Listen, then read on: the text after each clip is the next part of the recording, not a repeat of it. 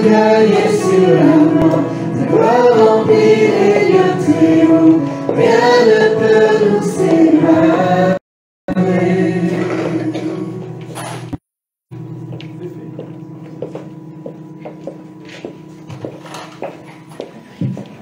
Seigneur notre Dieu, nous voulons te dire merci. Merci pour ce repas. Merci pour ce privilège que tu nous donnes d'être unis à toi et de nous unir les uns aux autres par cet Esprit Saint qui nous invite à marcher dans tes pas. Nous te rendons grâce, Seigneur, pour tout ce que tu as fait pour nous. Tu as donné ce que tu avais de plus cher. Et en reconnaissance, nous voulons te dire notre amour, te demander de nous apprendre à te suivre, à prendre ce temps avec toi si nécessaire pour mieux te connaître, mieux écouter ta voix. Nous voulons, Seigneur, que tu ouvres notre cœur, notre intelligence à saisir le message que tu as à nous dire ce matin. Vraiment, dispose de nous, Seigneur. Et ne permets pas que nous ressortions comme nous sommes entrés, mais qu'au contraire, Seigneur, tu puisses vraiment nous parler, nous interpeller. Dans le nom de Jésus-Christ. Vous pouvez couper cela de micro. J'ai un micro à la tête. Donc, très heureux de... Eh? Normalement, il est branché. Sinon, je l'enlève. Sinon, je l'enlève. Et l'essentiel, c'est que vous entendiez tous. Est-ce que tout le monde entend? Voilà. C'est mieux avec les autres. C'est mieux avec les deux. Bon, ben, on va mettre les deux. Voilà, on est content d'avoir pu célébrer ensemble ce temps de Sainte Seine. Donc la parole de Dieu, c'est une parole magnifique parce qu'elle nous parle, parfois elle nous interpelle, elle nous met mal à l'aise face à des situations dans lesquelles on peut se retrouver. Ce matin, j'ai choisi deux textes. Le premier, c'est dans le livre des Proverbes, un livre très intéressant, un livre qui nous amène terre à terre, qui est très pratique.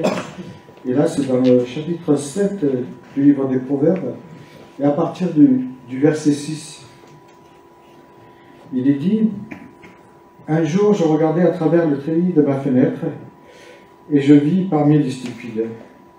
J'observais parmi les jeunes un jeune homme dépourvu de sens, ou sans expérience, on peut traduire.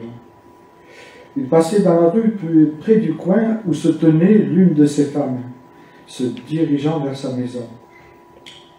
C'était au crépuscule. Le jour baissait et l'obscurité de la nuit commençait à se répandre.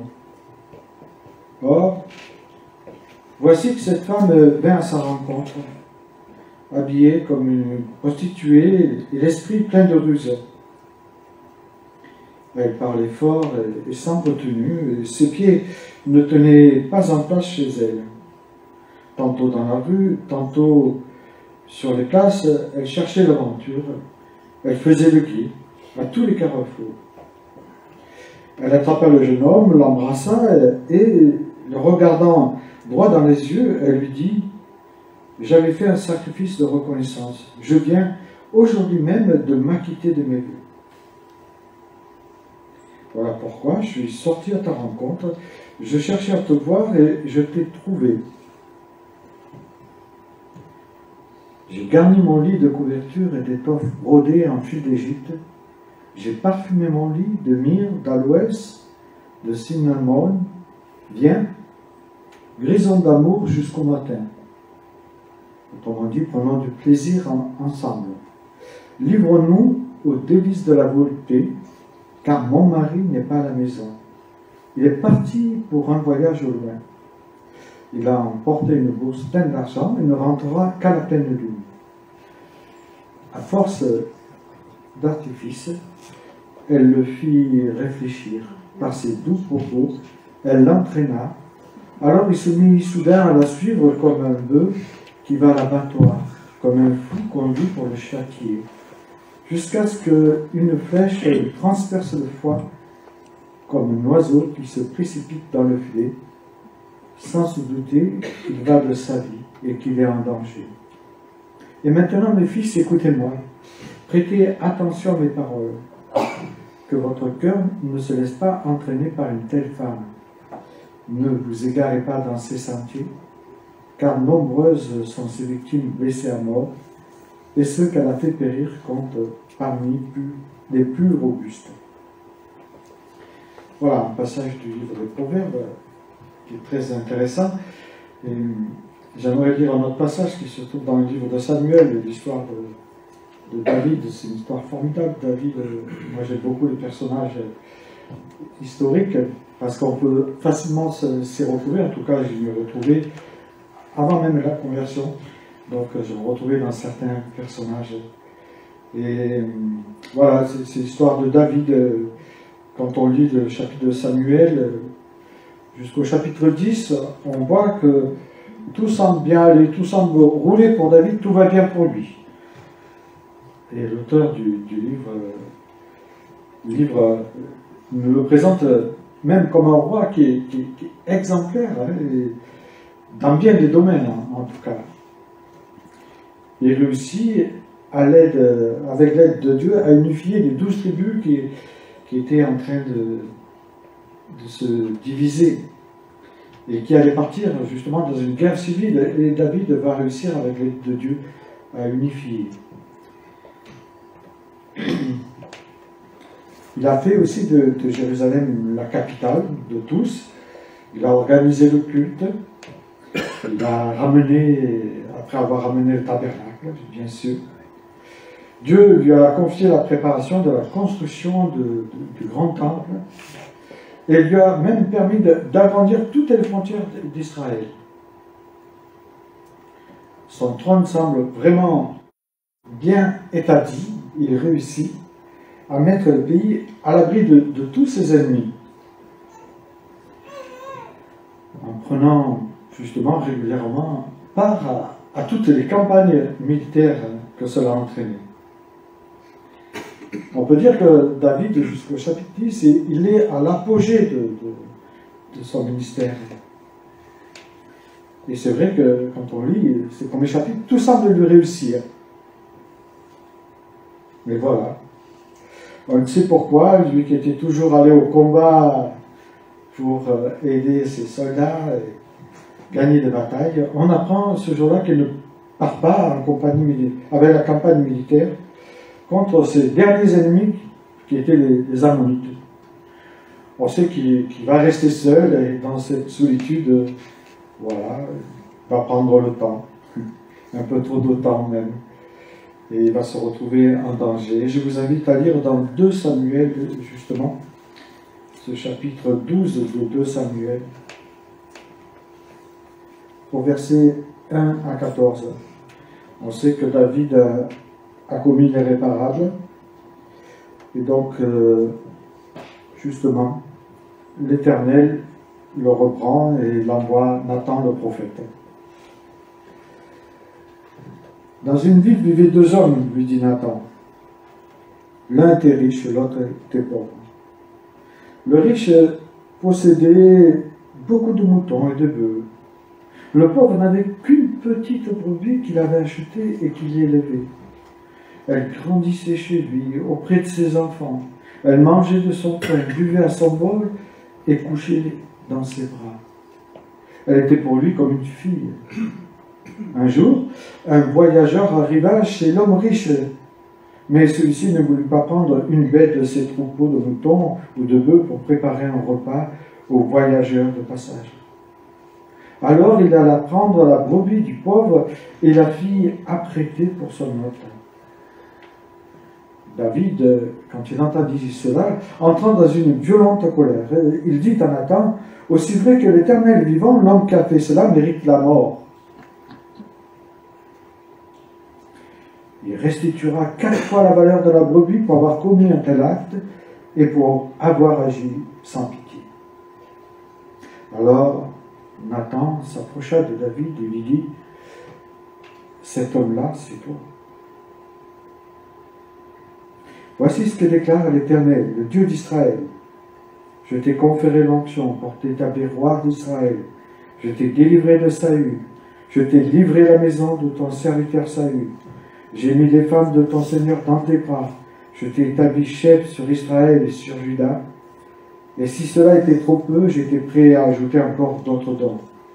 Alors, pourquoi as-tu méprisé ma parole en faisant ce que je considère comme mal? Tu as assassiné par l'épée Uri le Hittite. Tu as pris sa femme pour en faire la tienne, et lui-même, tu l'as fait mourir par l'épée des Ammonites. Maintenant, la violence ne quittera plus jamais ta famille, parce que tu m'as méprisé, et que tu as pris la femme d'Uri le Hittite pour en faire ta femme. Voici ce que déclare l'Éternel. Je vais faire venir le malheur contre toi. Du sein même de ta famille, je prendrai sous tes yeux tes propres femmes pour les donner à un autre qui signera à elles le grand jour. Toi, tu as agi en cachette, mais moi, j'exécuterai cela sous les yeux de tout Israël au grand jour. David dit à Nathan, j'ai péché contre l'Éternel. Nathan lui répondit, eh bien, l'Éternel a passé sur ton péché. Tu ne mourras pas. Toutefois, comme par cette affaire, tu as fourni aux ennemis de l'Éternel une occasion de le mépriser. Le fils qui t'est né mourra. Voilà une bien triste histoire de ce roi David qui chute et qui va avoir beaucoup de conséquences dans sa vie spirituelle et dans sa vie de tous les jours.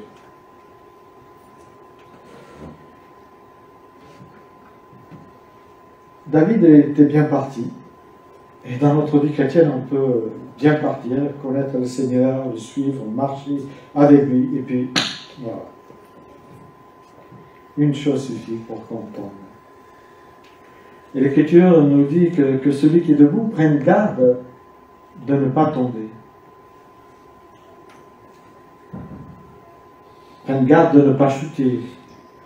Oui, il y a une autre traduction qui dit prenne garde de ne pas se jeter dans la gueule du loup. David, on comprend qu'il n'a pas pris garde, il était seul, isolé, dans une certaine solitude. Il est tombé. Mais pourquoi un homme si rempli de l'Esprit de Dieu, comme il nous était présenté, a-t-il pu commettre des choses dramatiques? Quels sont les principaux éléments qui l'ont mené à tomber si lourdement quand même? Quand on lit le texte, et je vous invite à le relire à la maison, pas maintenant, sinon vous n'allez pas m'écouter. Quand on relit le texte, chapitre 11, c'est assez intéressant. Parce que le premier élément, en tout cas que j'ai relevé, c'est que David n'était pas au combat. David était devenu un guerrier. Et pour la première fois, il n'est pas au combat, il n'est pas avec les siens, avec ses soldats, il n'est pas avec son équipe. Il se croyait tranquille dans son palais, et vous savez, l'oisiveté, c'est quoi? La mère de tous les vies. Ah, on connaît les choses par cœur. Hein. J'espère qu'on le mettra en pratique. Ouais. David n'était plus sur la brèche. Et c'est un peu comme nous, quand on n'est plus sur la brèche, quand on n'a pas cette relation que Dieu veut que nous ayons avec lui, alors on se met en danger. Paul, dans ses différentes lettres, nous parle de ces combats perpétuels qu'il avait, les combats perpétuels qu'il avait même avec sa propre chair. Dans Romains 7, il nous montre justement que ce n'est pas facile pour lui. Il va même identifier la course du chrétien à quelque chose qui est une course interminable, avec des obstacles réguliers qui se dressent. Il dira que c'est un combat, et à la fin de sa vie, il dira « J'ai combattu le bon combat, j'ai achevé la course, j'ai gardé la foi ». J'espère que nous pourrons dire tout cela quand nous rencontrons le Seigneur. En tout cas, c'est mon vœu, c'est mon souhait pour vous. Le deuxième élément que j'ai relevé, c'est ce regard de David qui est sur la terrasse, là. Il a aperçu en face de sa terrasse une femme qui se baignait. Et le texte nous dit que cette femme était extrêmement belle. J'ai rien contre les femmes, mesdames, hein. Ça tient pour les hommes, vice-versa. Hein. Une belle femme. Était-elle nue? Je ne sais pas. En tout cas, il s'est aperçu qu'elle était très belle. Le texte met l'accent sur le trait. Et je dirais, il n'en faut pas plus pour les hommes pour tomber. Une belle femme. Une belle femme suffit à tout casser. Et vice-versa. David n'a pas été interpellé par la personnalité de cette femme, Bathsheba. Il n'a pas été interpellé par son intelligence, ni par sa culture.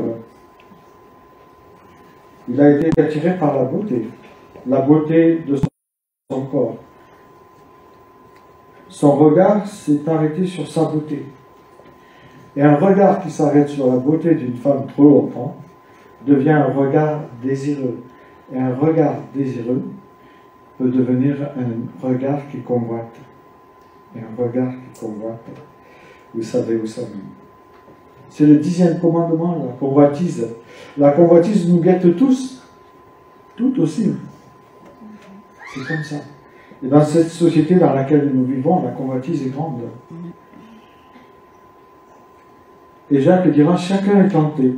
Quand il est attiré, amorcé par sa propre convoitise, puis il nous explique ce qu'entraîne la convoitise.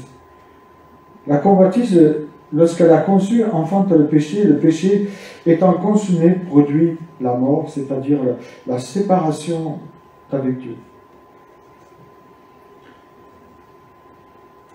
Et je dirais dans l'Église, je m'adresse aux dames, hein, pour les tenues vestimentaires, ne soyons pas une pierre d'achoppement. Dans l'Église et en dehors de l'Église. On peut avoir de belles tenues, on peut être coquette, mais n'allons pas trop loin. Attention aux tenues vestimentaires. Elles peuvent être l'occasion de chute pour vous-même, mais pour un frère ou une sœur. Je ne dis pas qu'il faut mettre des robes jusqu'en bas, pas du tout. Je dis qu'il y a une limite dans les tenues vestimentaires. Le troisième élément, c'est la beauté de Bathsheba. Cette beauté a tellement hanté son esprit qu'il finit par s'informer. Alors là, ça s'égale pour lui. Il s'informe sur l'identité de la femme. Et là, on peut dire qu'il joue avec le feu. Il apprend qu'elle est mariée, le texte nous le dit. Il apprend qu'elle est mariée à l'un de ses fidèles soldats. Mais comme la convoitise a pris naissance dans le cœur, rien ne l'arrête. Il est sur une pente glissante. Il est dans la convoitise. Et puis le quatrième élément qu'on retrouve, il envoya ses serviteurs chercher Bathsheba pour faire connaissance, quoi. On peut faire connaissance entre hommes et femmes. Tout simplement être amis, bon ami, et puis patatras. Les carottes sont cuites pour lui. La suite, on la connaît, il va coucher avec elle. Poussé par le désir charnel, le texte nous dit, coucha avec elle. Et la tuile, c'est qu'elle est enceinte, la pauvre. Entre son oisivité et sa vie sentimentale qui était en lambeaux, vous savez, David avait une vie sentimentale chaotique de ce côté-là. Il avait 8 femmes à cette époque-là, plus des veuves, plus des concubines. Donc, il ne savait plus où aller, mais il en voulait encore. David était devenu vulnérable. Comme nous pouvons l'être nous aussi, messieurs. Moi, je suis vulnérable et je pense que je ne suis pas tout seul. Et les dames aussi sont vulnérables. Il est important de prendre conscience que nous sommes aussi capables nous-mêmes de commettre le péché que David a commis. Et nous devons être encore plus vigilants. C'est pour cela qu'il y a l'Écriture. Plus vigilants sur des péchés qui sont considérés au premier abord comme, entre guillemets, agréables. Ces péchés les plus agréables sont les plus dangereux. Car ils savent gagner facilement le cœur de l'homme. Quand je dis le cœur de l'homme, ça signifie les deux, l'homme et la femme. Donc on connaît la suite. Bathsheba tombe enceinte, et là, vite, elle fait savoir à David. Elle est tout affolée. Et David trouve une parade. Pourquoi pas trouver une parade? Alors il invite Uri, qui est en pleine guerre. Vous savez, les soldats en pleine guerre n'avaient pas le droit de laisser leurs compagnons, n'avaient pas le droit de coucher avec une femme. Et voilà, il y avait des astreintes. Alors il invite à sa table, ils mangent, ils boivent, il essaye de le mettre pompette. Mais il réussit à le mettre pompette. Mais le problème, c'est qu'il ne couche pas avec sa femme. Il se couche à l'entrée de la porte, par respect pour ses soldats. Mais par 2 reprises.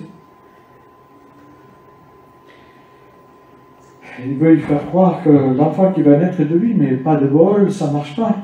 Uri est un homme droit, un homme fidèle, ça existe. Joseph, vous vous rappelez, il est parti en courant. Eh oui, des fois il faut partir en courant, monsieur. C'est le meilleur des défenses. Courir vite, ça sert des fois. Uri était un homme qui avait le sens du devoir et qui ne met pas son devoir de côté, même pour aller avec sa propre femme. C'est un soldat. Il s'identifie à ses soldats et il couche sur le palier. David est pris au piège. Désormais, il sait que sa réputation est en jeu. Ah, la réputation, c'est terrible. Je suis le roi, je suis le juge, je suis l'exemple d'Israël. Qu'est-ce qui va se passer? Et pour cacher son adultère, il imagine un plan machiavélique. Il va faire assassiner Uri. Et le texte est très intéressant, parce qu'en hébreu, c'est rasa. C'est assassiner. Il le fait assassiner. Il n'est pas mort comme ça au combat, comme lui, il voulait qu'il meure, hein, puisqu'il fait enlever ses soldats pour qu'ils se fassent tuer. Il est fait assassiner par ses propres ennemis, comme ça, ni vu ni connu. Un peu de peau. Job nous le rappelle. Dieu voit la conduite de tous. Tous ici présents voient tout. Tout ce qu'on fait en cachette, il le voit. Il a le regard sur les pas de chacun. Il sait où on va, ce qu'on fait, ce qu'on dit, ce qu'on pense dans son cœur, ce qu'on imagine dans sa tête. Et puis Jésus dira, les choses cachées seront révélées un jour. Wow. Moi, ça me fait un peu peur. Après la mort d'Uri, David pense reprendre sa vie tranquillement, là, hein, comme si rien n'était. Mais Dieu connaît parfaitement la situation. Et Dieu ne peut pas laisser son serviteur sur cette voie glissante. Il envoie le prophète Nathan, et je trouve que Nathan est gonflé. Hein, parce que le roi avait droit de vie et de mort. Hein, il aurait pu se faire couper la tête. Il va le confronter avec son péché. C'est très faux. Et chose extraordinaire, David va reconnaître son péché. Et nous avons un exemple du psaume 51, le psaume 52, où justement il y a cette repentance de David qui est profonde. Il ne cherche pas à minimiser les choses en disant « Ouais, mais Bathsheba, elle était là sur la terrasse, toute nue devant moi, comment je pouvais faire ?» Mais non. Il dit « J'ai péché ». Il ne cherche pas des excuses ou des alibis de pacotille comme on peut trouver, comme on peut entendre parfois chez certains. Et le danger aurait été de se justifier de sa chute. J'ai connu beaucoup de serviteurs de Dieu qui ont voulu se justifier, qui ont perdu un ministère florissant par une chute. Et ensuite, ils ont voulu se justifier. Mais ce ministère a été brisé. Dieu les a pardonnés. Mais le mystère a été brisé. David, il a menti, il a volé, il a trahi, il a tué. Et pourtant, il implore le pardon de Dieu. Et chose incroyable, Dieu lui pardonne tout. Dieu, il pardonne tout. Et si vos péchés sont comme le cramoisi, ils deviendront blancs comme une neige, nous dit-il. Vos péchés, je les mets au fond de la mer, je les mets derrière moi. Autant l'Orient est éloigné de l'Occident, autant j'éloignerai vos péchés de moi. C'est très beau, ça. C'est l'amour de Dieu, la grâce de Dieu, qui peut pardonner l'impardonnable. Mais Paul nous rappelle que le danger serait d'abuser de la grâce, de croire qu'il n'y a pas de conséquences derrière le péché. C'est vrai, David reçoit le pardon de Dieu, mais il y a l'addition. L'addition, c'est les conséquences. Il est impossible de partir sans payer l'addition. Sinon, ce serait de la grivellerie. En restauration, ça s'appelle comme ça. Ça s'appellerait de la révolte contre Dieu, on pourrait dire. Et donc, on ne pourrait pas être pardonné. Pour être pardonné, il faut accepter les conséquences de sa chute. Et l'Épître aux Hébreux nous parle que Dieu châtie ceux qui l'aiment. C'est écrit, mes amis, je suis obligé de vous le dire. Je ne peux pas vous dire Dieu est amour, Dieu est bonbon, Dieu est les chamallows. C'est pas vrai. Dieu est justice. Les conséquences sont terribles pour son entourage, pour lui-même et l'entourage. L'adultère fait toujours des dégâts. Toujours des dégâts. On n'a pas à vouloir le justifier. Oui, mais j'avais plus de rapport avec ma femme, on ne se parle plus. On peut trouver plein de choses. Hein. L'adultère, il y a toujours des conséquences derrière. Et on le connaît, ces conséquences dans notre société aujourd'hui, quand on la regarde, elle est complètement détruite, la société, la famille aujourd'hui. Les familles recomposées, très composées, et 4 fois composées. Il y a des enfants qui ont 4 enfants différents, 4 pères différents. C'est compliqué. Surtout pour les inscrits, quand ils appellent les enfants, le nom de famille, ils ne savent plus où ils en sont. Mais ça, c'est rien. David ne se remettra qu'à moitié de sa chute. Et la fin de son règne va être profondément marquée. Première conséquence, l'enfant qui va naître, 7 jours après, il meurt, après sa naissance. C'est terrible. Deuxième conséquence, l'épée ne s'éloignera plus jamais de sa maison. Troisième conséquence, sa fille, Tamar, va se faire violer par son propre demi-frère. Quatrième conséquence, Absalom tuera son demi-frère et tous les fils du roi. Sixième conséquence, Adonai tentera un renversement de pouvoir, etc., etc. Il y a énormément de conséquences derrière cette chute de David. Comme il peut y avoir énormément de conséquences si nous chutons lourdement comme l'a fait David. Mesdames et messieurs, c'est pour nous cela. Dieu nous avertit. Quand on pense que le début de tous ces déboires, c'est l'affaire du riz, cela nous donne à réfléchir sur les conséquences de l'adultère ou d'une chute. Il est important de comprendre que le pardon n'efface pas toute chose. Il n'efface pas les conséquences directes de notre faute. Alors, Dieu nous invite et il nous dit, sois prudent. Sois prudent. Car si le héros qui était David, celui qui était rempli de l'Esprit de Dieu, a chuté, prends garde à toi. Nous pouvons nous aussi nous retrouver dans une série de mauvais choix que nous avons faits dans notre vie ou dans une journée. Et ces mauvais choix, on pourrait les regretter amèrement une fois qu'on tombe. Que celui qui est debout prenne garde de ne pas tomber, dit l'apôtre Paul. Alors que nous soyons jeunes, que nous soyons moins jeunes, mariés ou célibataires, Dieu nous invite à ne pas avoir une curiosité malsaine et de combattre nos mauvais désirs afin de ne pas nous trouver dans des situations brûlantes. La sexualité n'est pas un jeu et Dieu en parle dans la Bible. Sur les 13 lettres de Paul, comme il l'a prévu, 11 parlent de sexualité, il n'y a pas de problème. L'Ecclésiaste, le Cantique des Cantiques, c'est très beau. Mais Dieu a mis un cadre dans la sexualité. Et ce cadre, il nous demande justement de ne pas en sortir. La sexualité n'est pas un jeu, elle a des conséquences. Toujours elle a des conséquences. Si elle est sortie du cadre de Dieu. C'est une puissance belle et forte et voulue de Dieu, mais qui doit être canalisée, qui doit être maîtrisée, et qui doit être comme Dieu veut qu'elle soit. Alors Paul nous invite, si nous avons cette faiblesse, il nous donne une arme fatale pour résister aux tentations. Il nous dit, fuyez l'immoralité sexuelle. Et voilà. D'habitude, on nous dit de résister, et là, Paul nous dit, fuyez. Prenez la poudre d'escampette si vous sentez que ça brûle.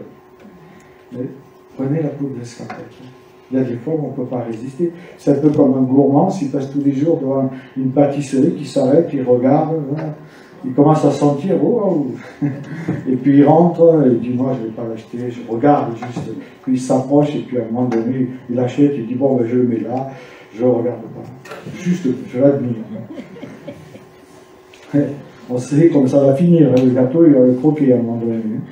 En tout cas, je parle pour moi, si je fais ça, c'est que je vais le croquer.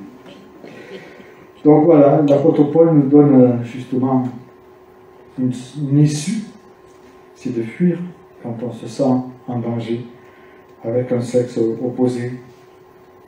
Et ce qui est beau dans ce texte, c'est quand on retrouve la généalogie de Jésus, on retrouve Bathsheba et on retrouve David. Dieu leur a vraiment pardonné. Je vous invite à prier. Seigneur, merci pour ta parole. Merci parce qu'elle est puissante. Merci parce qu'elle parle. Elle nous instruit. Elle nous éclaire. Elle nous montre le bon chemin. Seigneur, je te prie pour chacun de nous ici présents. Et je sais combien on peut être faible parfois par l'éloignement, par la solitude, par une dispute dans un couple, ou par la jeunesse, avec toutes ces tentations, tout ce qu'on leur fait miroiter, tout ce qu'on nous fait miroiter à chacun. Seigneur, je te prie de garder chacune et chacun. Je te demande, Seigneur, vraiment que tu nous revêtis de ton armure pour que nous combattions le bon combat, comme le dit l'apôtre Paul, pour que nous ne laissions pas aveugler par les lumières de la ville. Seigneur, merci, parce que tu es un Dieu qui pardonne, l'irréparable même. Merci pour cette belle histoire de David. Donne-nous, Seigneur, de ne pas connaître jamais cette chute. Et si parmi nous, quelqu'un a chuté, je te demande, Seigneur, de le relever, de lui permettre de repartir, de comprendre que tu es ce Dieu de grâce, ce Dieu d'amour, qui veut lui faire prendre un nouveau départ. Merci parce que tu nous aimes d'un amour éternel et tu nous as préparé une place. Que nous ne gâchons pas ce plaisir de te rencontrer, Seigneur. Que nous ne noircissons pas le tableau de tout l'instant, mais qu'au contraire, nous puissions inscrire sur ton tableau toutes nos bonnes œuvres, que nous puissions un jour te rencontrer face à face et te regarder et entendre que nous sommes des bons et fidèles serviteurs. Merci Seigneur pour ta grâce, ton amour. Veuille nous bénir et nous remplir de ta puissance afin de nous garder de toute tentation. Amen.